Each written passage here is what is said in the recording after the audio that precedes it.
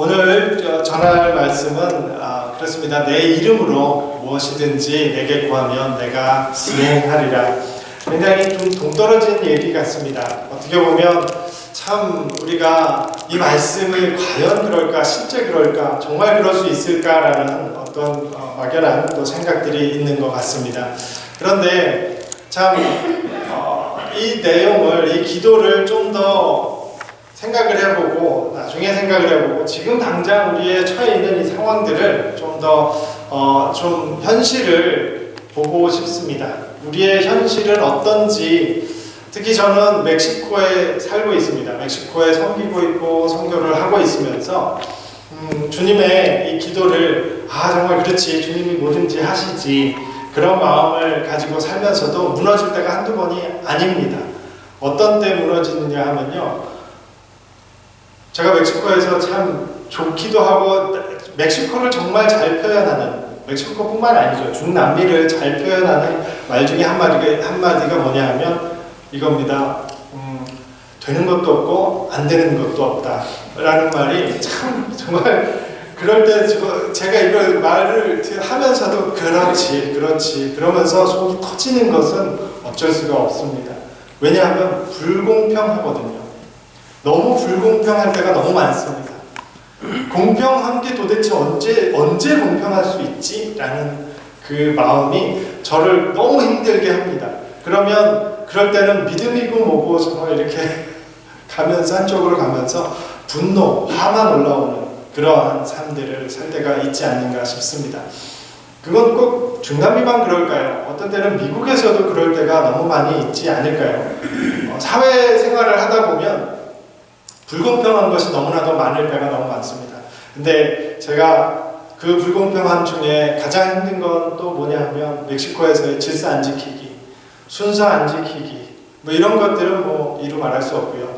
운전을 하다 보면 속 터질 때가 한두 번이 아닙니다. 멕시코에서 운전을 하다 보면, 여기 솔직히 말씀드리면 멕시칼리는 굉장히 양반인 곳입니다. 굉장히 젠틀한 곳입니다. 티juana를 가시면 진정한 교통 정글을 경험하실 수가 있습니다. 그런 정글 가운데 이렇게 가다 보면, 제가 또 도미니카 공화국을 다녀왔는데요, 도미니카 공화국의 아버지 학교를 하면서 거기가 진정한 정글이 여기 있구나 또 한 번 여기에서 차 렌트했다는 것을 후회한 적이 처음이었습니다. 차 렌트를 왜 했을까 그랬던 기억이 있는데요, 이 티juana에서 제가 어떤 때 가장 힘드냐 하면, 멕시코에서도 그랬지만 요번에도 또 그랬던 것이, 어떤 상황이 있었냐 하면 차가 너무 밀려가는 거죠. 신호는 무시하는 건 기본이고요. 그냥 차가 밀려갑니다. 이게 트래픽 때문에 이렇게 티juana에서 밀려가는데 그 사이를 끼겠다고 들어오는 차들이 있는 거죠. 그러면 사람들이 비켜주겠습니까? 절대 안 비켜주죠. 저도 이렇게 비집고 가는 이 마당에 움직이지도 않다가 조금씩 움직여 갈 때 이렇게 붙어서 막 가는데, 이 끼어드는 차가 저를 계속 빤히 쳐다보면 차를 계속 조금씩 넣는 겁니다. 그럼 저는 어떻게 하겠습니까? 더 밀죠. 더 앞으로 밀고 이 차는 조금씩 하다가 그냥 꿍 하고 박더라는 겁니다. 그것도 제 앞을 박은 것도 아니고 제 옆을 박는 거예요. 얼마나 속상합니까? 거기 제 아내가 타고 있는데 그 옆좌석을 그냥 문짝을 퍽 하고 치는 겁니다. 너무 화가 나는데 이 친구는 차 안에서 뭐라 그러냐면, 거봐라, 왜 안 비켜주느냐. 이 억울한 마음을 어떻게 할까요? 너무 화가 나서 내려서 당신 내려보라고, 차 어떻게 된 거 봐야 되지 않겠냐. 이런 상황 가운데 이 사람은 내리지도 않는 겁니까? 당신이 안 비켜줬으니까. 저보고 스페인어 못하는 줄 알고 또 막 하다가 창문을 내려서 같이 막 얘기를 한 거죠. 따지고 내려가라 막 그러면서 굉장히 큰 어떤 그 트래픽 가운데 생각을 해보십시오. 사람들 정말 그러고 있는 상황 가운데 결국에는 경찰까지 왔고요. 그리고 경찰서에까지 가서 이 차를 부딪힌 걸 어떻게 해야 되냐. 저희는 새 차였습니다. 리스한 차였습니다. 미국에서 리스한 차니 이걸 또 어떻게 합니까? 보험 암담하죠. 너무 화가 나죠. 그런 상황 가운데 뭐 이 얘기를 하다가 경찰이 그러더군요. 반반해야 됩니다. 이게 왜 반반입니까? 왜 반반? 너무 억울한 거예요. 너무 억울해서 아닙니다. 이게 어떻게 그럴 수 끝까지 반반, 결국에는 반반이 됐습니다. 근데 더 재밌는 건 뭔지 아십니까? 보험회사가 제 전화번호를 가져갔어요. 틀림없이 연락하겠다. 틀림없이 이메일까지 가지고 틀림없이 연락하고 자기네가 보험 처리를 반은 해준다 라는 얘기를 하고 돌아왔습니다. 분노를 삭히고 자 그러면서 마음 가운데 기도하면서 그렇지 나는 선교사지 그러면서 다시 나는 목회자지 그러면서 네 그랬는데 연락이 왔을까요? 안 왔을까요? 안 왔습니다. 안 왔습니다. 차는 찌그러진 채로 수리도 못하고 그 상황으로 끝나버린 것이죠. 저는 그럴 때마다 주님 이거 너무 불공평한 거 아닙니까? 너무 불공평한 거 아닙니까? 그 마음 가운데 근데 이거는 하나의 일부이죠. 살다 보면 얼마나 많은 불공평한 일들이 많을까요? 공정하지 않은 것, 공의롭지 않다라고 생각하는 것이 어떤 때는 내가 정의를 취해야 되지 않는가, 내가 정의를 구해야 되지 않을까 그런 순간까지 가는 거죠. 그리고 어쩌면 길거리를 나가게 되고 어쩌면 그 한파 싸움으로 어쩌면 누가 옳다 이렇게 가야 할 때 과연 그렇다면 하나님은 우리에게 어떻게 하기를 원하실까요? 어떤 마음으로 가야 할까요? 이럴 때 주님께서는 기도하라 하십니다. 내 이름으로 무엇이든지 구하라. 그러면 내가 시행하리라. 이 말씀을 주시는데 정말 이것이 맞는 말씀인가요? 라는 생각을 하게 됩니다. 근데 제가 이 말씀을 묵상하며 찾아보며 볼 때 열왕기 하 19장에 보시면 히스기야의 말씀이 나옵니다. 히스기야는 당대에 하나님에게 가장 합한 마음을 가진 왕이었습니다. 이 기도를 늘 하나님께서는 들으셨습니다. 아모스의 아들 이사야에게 억울한 상황을 히스기야는 고백합니다. 무슨 이야기냐 하면 히스기야가 왕이 되어 9년이 되었는데 아시리아에서 침공을 합니다. 그러면서 그 사마리아까지 다 내려와서 유다 땅까지 이제 성읍들을 다 점령을 하고 침공을 했을 때 히스기야가 나섭니다. 맞습니다. 아시리아 당신들은 힘이 셉니다. 우리나라를 그런 조공을 바칠 때니 조공 말씀을 하시고 우리가 조공을 바치겠습니다. 그랬을 때 이들이 요구한 것은 300달란트의 은과 30달란트의 금이었습니다. 그것은 한 달란트만 해도 몇십 킬로가 되는 금을 얘기를 하는 겁니다. 그것을 준다라고 하는 것은 결국엔 성전에 있는 금까지, 문짝에 붙어있는 금까지 다 떼어내서 모든 은그릇과 금그릇을 다 모든 것을 아시리아에게 바쳤는데요. 결국에 이들이 이 금만 먹고 다시 침공하겠다고 협박을 해옵니다. 이 마음에 히스기야는 옷을 찢으며 너무 억울해합니다. 너무 화가 납니다. 이 상황에서 이사야를 불러서 어떻게 하오리까? 어떻게 합니까? 했을 때 이사야는 기도하십시오. 하나님께 구하십시오. 당신의 기도를 듣고 있습니다. 라고 합니다. 그랬을 때 더 억울한 일들이 여러 있을 때 하나님을 모욕하고 너희 하나님 도대체 어디 있느냐 하는 이 대사의 편지를 가지고 히스기야가 19장에 보면 이렇게 이야기합니다. 히스기야가 14절에 보면 히스기야가 사자의 손에서 편지를 받아보고 여호와의 전에 올라가서 그 편지를 여호와 앞에 펴놓고 그 앞에서 기도하여 가로되 그룹들 가운데 계신 이스라엘 하나님 여호와여 주는 천하 만국의 홀로 하나님이시라 주께서 천지를 조성하셨나이다. 이러면서 하나하나 편지를 펴놓고 손으로 짚으면서 하나님 이런 사람들입니다. 이렇게 하고 있습니다. 주님 천지를 만드신 하나님께서 이 우리의 기도를 들어주시옵소서 하고 기도를 했던 히스기야입니다. 그랬을 때 이사야가 바로 옵니다. 와서 하나님의 말씀을 전합니다. 무슨 말씀인가 하니 하나님께서 당신의 기도를 연락하셨다라는 말씀을 합니다. 그 말씀 가운데 히스기야가 다음날 일어난 사건이 어떤 사건이 있었냐면요. 침공한 그 아시리아의 왕국의 인원은 총 18만 5천 명이었습니다. 18만 5천 명이요. 단 하루 만에. 거기에 어떻게 나오냐면요. 단 한 명의 천사를 얘기합니다.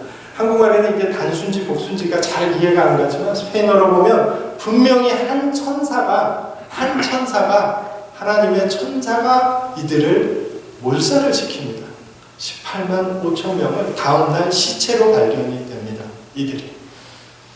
히스기야가 한 일은 무엇일까요? 히스기야가 그 마음 들여 주님 앞에 무릎 꿇고 전심을 다해 주님 앞에 기도했을 때 하나님께서는 그 모든 것보다 더 큰 일을, 우리가 상상하는 것보다 더 큰 일을 주님께서 하신다는 것입니다. 저는 이 기도의 능력에 대해서 어느 때는 정말 소름이 돋습니다. 주님이 하시는 그 일들이 우리가 상상한 것 이상을, 내가 구하는 것 그 이상을 주님께서 하실 때는 정말 저는 몸둘 바를 모르는 그런 상황들이 늘 있었던 것 같습니다. 그 차사고만 해도 어떻게 됐는지 아세요? 마지막은 저는 억울함으로 끝날 줄 알았습니다. 억울함으로 끝날 줄 알았던 그 차사고는 차를 이렇게 문짝이 살짝 찌그러진 것을 보면서 속상해하면서 그 차를 닦아보니 그냥 오문푹 이렇게 들어가 있더라고요. 차를 돌려줄 때가 돼서 그 차를 돌려주려 하니 누가 한번 그러더라고요. 카맥스에 가서 차를 한번 팔아보시라고. 그래서 저 중고차 카맥스에 가서 차를 했더니 제가 그 차를 돌려줄 때의 차 가격이 그때 15,000불이었습니다. 이게 가격을 다 얘기를 합니다. 공개를 합니다. 카맥스에서 주는 돈이 20,000불이었습니다. 그 얘기는 뭐냐면 제가 카맥스에서 20,000불에 팔고 수리를 해야 되는데 이거는 괜찮을까요? 그랬더니 일단 이 상태로 20,000불을 드리겠습니다 한 거예요. 그렇게 해서 제가 20,000불에 차를 팔고요. 그거를 페이오프를 또 리스한 곳에 차 페이오프를 하니 정말 저희에게 5,000불이라는 돈이 남았더라는 거죠. 저는 이렇게 보면서 주여 그렇군요 주님. 제가 억울하고 속상하며 제가 가슴을 찢고 화를 낼 일이 아니었군요 주님. 아니었군요. 주님의 계획은 또 따로 계셨군요 주님. 그 5,000불 참 선교에 잘 쓰여졌습니다. 그 일을 하면서 그런 상황들을 보면서 정말 온전하게 우리가 그 마음을 지키고 주님 앞에 드린다라는 것이 무엇인지를 그때 또 경험하게 되었습니다. 그런데 우리는 이 기도를 너무나도 쓸데없이 기도할 때가 너무 많습니다. 어떤 쓸데없이 기도라는 것은요 이렇습니다. 우리가 기도를 할 때 이런 말씀이 있습니다.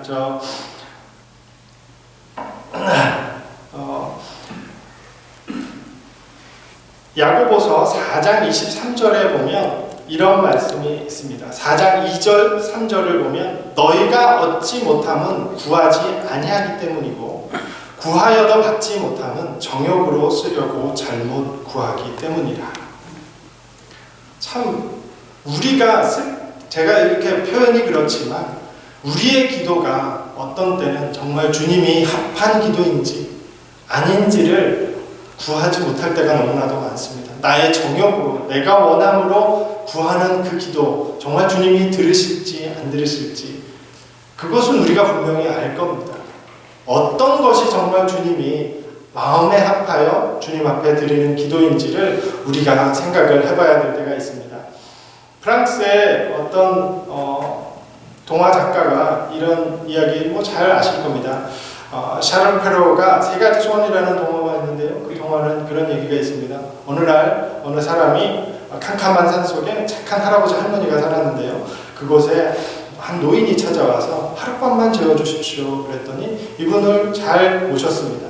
그런 다음 날 이런 얘기를 하고 떠났죠. 저를 도와주신 두 분에게 하늘에 축복이 있을 겁니다. 그리고 세 가지 소원이 무엇이든지 이루어질 겁니다. 그랬던 거죠. 그랬더니 할아버지 할머니는 고민을 하기 시작한 거죠. 뭘 구하지? 그럴 때 할아버지가 갑자기 생각이 났습니다.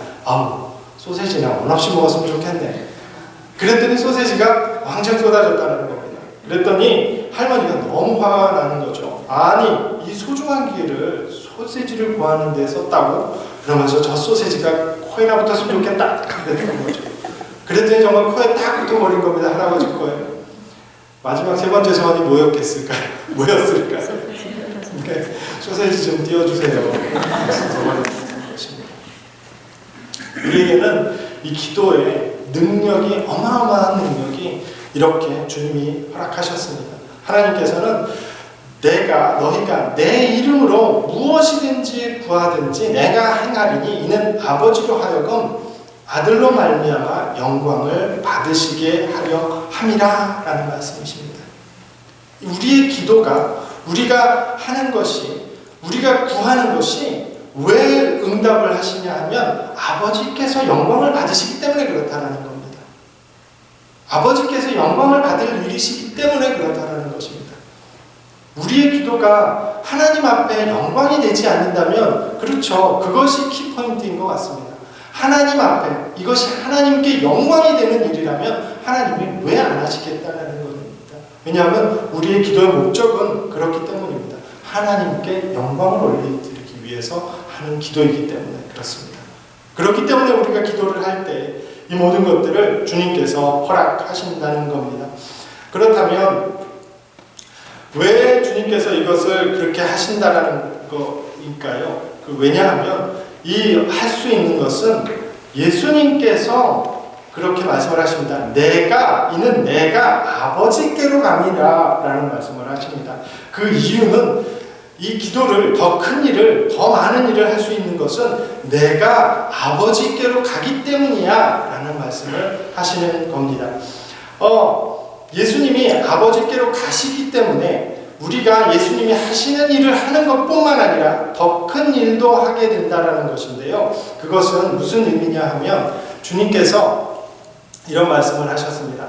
원래 하나님이, 예수님이 계신 곳은 어디냐면 하늘이죠. 그 하늘에서의 약속을 말씀을 하셨는데요. 이사야 55장에 보면 이런 말씀이 있습니다. 이는 비와 눈이 하늘로부터 내려서 그리로 돌아가지 아니하고 땅을 적셔서 소출이 나게 하며 싹이 나게 하며 파종하는 자에게는 종자를 주며 먹는 자에게는 양식을 줌과 같이 내 입에서 나가는 말, 예수님도 이와 같이 헛되이 내게로 돌아오지 아니하고 나의 기뻐하는 뜻을 이루며 내가 보낸 일에 형통함이니라. 아멘, 아멘. 그렇습니다.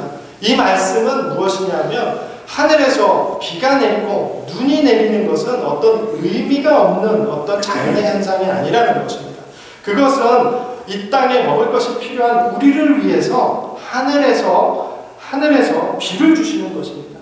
그 비를 통해서 우리에게 생명을 주는 양식과 열매를 맺게 하고 나서야 다시 하늘로 돌아가는 것입니다. 이분들은. 그렇다면 비조차도 눈조차도 그런 목적을 가지고 있을지인데 하나님의 말씀은 어떻게 되는 것입니다. 하나님의 말씀은 결코 헛되이 돌아가지 않습니다. 돌아가지 않고 나의 기뻐하시는 뜻을 이루고 내가 보낸 일에 형통하시다라고 주님께서는 말씀하십니다. 그렇다면 아주 놀라운 일은 예수님께서 그 목적을 이루기 위해서 이 땅에 오셨고, 그리고 그냥 아버지께로 그냥 간다는 것이 그냥 아니라 실제로 이 모든 오신 목적, 그 복음을 이루기 위해서, 그리고 완성하기 위해서 오셨다라는 것입니다. 그렇다면 주님이 이렇게 오셨을 때 이제 일어나는 일이 있습니다. 그것은 그 믿음으로 예수님 안에서 하늘 보좌에 예수님과 함께 앉아있는 이 영원한 소망을 가진 우리들입니다. 우리의 소망은 이 땅에 있는 것이 아니라 하늘에 있는 것입니다. 그렇기에 믿는 자에게 이런 일이 있었기 때문에 하나님의 예수님이 하시는 일을 우리가 하게 될 것이고 더 큰 일을 하게 된다는 것입니다. 이 복음을 하나님께서는 허락하시고 우리로 그 복음을 살아가기를 원하시는 것입니다. 근데 우리가 이 말을 들으면 정말 이 말씀에 동의하고 참 주님이 오신 목적과 그 뜻을 알겠지만 어떻게 내가 주님이 하신 일보다 더 큰 일을 할 수 있다라는 말씀입니까? 라고 생각을 한다면 우리가 하는 일이 아니다라는 것입니다. 내가 내 이름으로 무엇이든지 구하든지 예수님이 행하신다라는 것입니다. 내가 행하는 것이 아니라 예수님이 하신다라는 말씀을 하는 것입니다. 그러니까 우리가 예수님보다 더 위대해지고 더 대단해져서 큰 일을 하는 게 절대 아니고, 예수님께 우리가 구하는 우리의 기도를 들으시고 예수님이 친히 행하신다라는 그 말씀을 하시는 겁니다. 우리의 기도가 주님 내가 이것을 하게 해주세요 라는 말이 아니라, 내가 이것을 하는 것이 아니라 주님이 하시기를 우리가 기도를 해야 된다는 것입니다. 주님께. 굉장히 중요한 것은, 이 초점은 우리가 아니라 예수님이라는 것입니다. 우리 안에 계신 예수님이라는 것입니다. 우리가 대단한 일을 하려면 불가능합니다. 절대 불가능합니다. 예수님이 우리 안에 오셔서 예수님의 일을 하신다면 그것은 가능합니다. 불가능은 절대 없습니다. 그렇기 때문에 주님께서 말씀하시는 것은 그 성령님이 오시는 우리의 삶 가운데, 예수님이 이 땅에서 육신을 입고 사시면서 하지 못하셨던 일들을, 더 큰 일들을 이제 교회인 저와 여러분을 통해서 이 일을 하신다는 것입니다. 그 비밀의 핵심이 기도라는 것입니다. 그 기도, 정말 이 기도라는 것은 여기서 하나님이 전능하심이 기도라는 그릇에 담겨 있는 것을 우리는 보게 됩니다.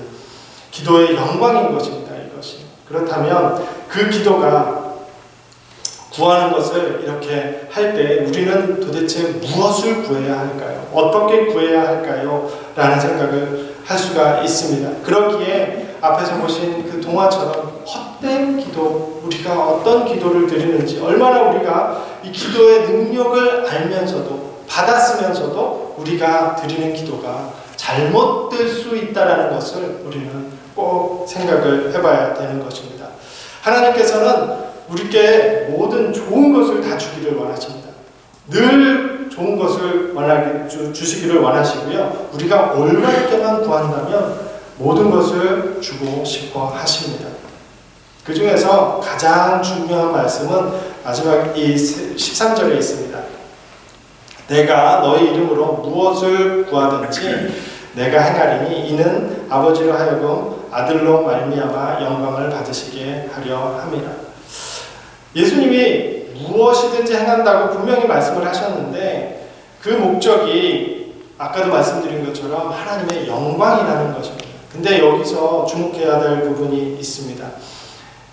이것이 다시 한번 생각을 한다면 기도의 목적은 우리의 행복이나 우리의 만족이 아니다라는 것입니다. 우리의 행복이나 우리의 만족이 아닌 목적은 단 하나입니다. 하나님 아버지의 영광입니다. 그래서 그 영광을 떠난 모든 기도들은 우리가 온전히 구하지 않는 기도가 될 수 있습니다. 그러면 우리가 어떤 것이 합당한 그 기도일까요? 어떤 것이 영광일까요? 진리가 있습니다. 중요한 진리는 이것입니다. 그 대답은 관계에 있습니다. 관계. 하나님이 우리에게 가장 주시고 싶었던 것은 다른 것이 아니라 십자가 구속을 통해서 맺어지는 하나님과 우리의 관계라는 것입니다. 이 관계를 통해서 다른 것을 기대하는 사람은 결국 실망하고 예수님을 떠날 것입니다. 그러나 이 관계의 영광을 맛본 사람들은 이 진리를 늘 영원히 기뻐하게 될 것입니다. 하나님이 저와 여러분에게 정말 주시고 싶은 것은 바로 이 복음을 통해 맺어지는 그 관계라는 것입니다. 정말 우리가 그 관계를 소망하고 있는지요? 우리가 예수님의 이름으로 무엇이든 구하면 예수님은 그것을 행하는 관계에 있다는 것입니다. 제가 구하면 늘 그것이 이루어주시는 그 하나님과의 관계. 우리가 구하고 받는 것이 어쩌면 영광스러운 일이 아닙니다. 그냥 만약에 종과 주인의 관계라면 주인이 종에게, 종이 주에게 뭐 이런 식으로의 관계라면 네 그러고 끝나겠죠. 하지만 그것이 주인이 종에게 이거 해 그러면 종이 네 알겠습니다 하고 하는 것에는 전혀 영광이라는 게 없습니다. 또한 돈을 주고 무엇을 살 때 아유 감사합니다. 말은 감사합니다지만 돈을 지불했기 때문에 감사한다라기보다는 그냥 주고받는 관계인 거죠. 그 관계가 어디에 영광이 있을 수 있습니까? 그런 관계는 있을 수가 없습니다. 또한 우리가 하나님 앞에 내가 열심히 했으니까 하나님께서 나에게 무엇을 주시겠지. 그것도 영광스러운 관계가 아닙니다. 열심히 했으니까 하나님께서 주실 거야. 이것도 영광스러운 관계가 전혀 될 수가 없다라는 것입니다. 그렇다면 이 영광스러운 관계의 특성은 이렇게 표현을 했습니다. 내 이름으로 무엇을 구하든지 다 행하는 관계. 그것이 그런 관계라는 거죠. 그 사람은요, 제가 무엇을 구하든지 기쁘게 즐겁게 다 들어주십니다. 혹은 저는요, 그 사람이 무엇을 구하든지 다 들어주고 싶어요. 그런 관계, 그 관계가 진정 정말 그런 관계가 있지 않습니까? 저희 지금 여기 두 딸이 있습니다. 지금 다 컸습니다. 다 컸는데 이 아이들 새벽 2시, 3시 어릴 때 배고파서 찡얼찡얼대면 무조건 저는 일어나서 벌떡 일어나서 무엇을 줬습니다. 무조건 기저귀를 갈아줬습니다. 얘네들이 하면 뭐를 원하는지를 알 수 있었습니다. 그 관계가 있습니다. 왜냐하면 그 자녀의 관계거든요. 사랑하는 딸의 관계. 그 딸이 무엇을 필요로 할 때 저는 그걸 무엇이든지 들어줄 수 있는 그런 관계라는 거죠. 그것이 어쩌면 절대로 무관심하거나 모른 척 할 수가 없는 그런 관계라는 것입니다. 이 관계가 만약에 딸이 갑자기 굉장히 정중하게 예의 바르게 엄마에게 구해서 그것을 대해주고 열심히 이야기해서 그런 관계가 아니라는 것이죠. 어떤 관계냐면 그냥 요구하면 기꺼이 당연히 늘 기쁘게 해줄 수 있는 그런 관계라는 것입니다. 탕자의 비유를 보시면 이런 말씀이 있습니다. 내가 일어나서 가서 이르기를 아버지 내가 하늘과 아버지께 죄를 지었사오니 이제부터는 아버지의 아들이라 불리는 것을 감당하지 못하겠습니다. 나를 품꾼 중에 하나로 보시옵소서. 그런 얘기를 합니다. 이것은 뭐냐면 자신이 저지른 일을 알기 때문에 방탕한 생활을 하고 이제는 없어서 돌아갈 관계, 그 자기 아버지와의 아들과의 관계였던 것을 이제는 자기 자신도 아는 거죠. 내가 이렇게 했으니 아버지께서 참 나를 받아주시기 만무하니 가서 나를 품꾼의 하나로 그냥 받아주시고 내가 일을 하면 돈을 주시는 그런 먹을 거를 주시는 그런 관계로만 가겠습니다 라고 어쩌면 했던 것입니다. 하지만 아버지께서는 어떻게 하나요? 멀리서 오는 그 아들을 보면서 맨발로 뛰어가서 그 아이에게, 그 아들에게, 둘째 아들에게 옷을 입혀주고 반지를 끼워주는 이 관계, 이것은 무엇인가요? 무슨 뜻인가 하면 아버지와 아들의 관계를 회복되었다라는 표시입니다. 아들에게 옷을 입혀주고 반지를 끼워주며 이 자식은 떠난 자식이 아니라 이제 돌아온 자식이다. 나에게 아들이다. 라는 그 관계를 다시 성립을 해주는 것입니다. 다시 만들어주시는 것입니다. 그것은 탕자에게 준 것은 그냥 옷과 반지와 신발이 아닙니다.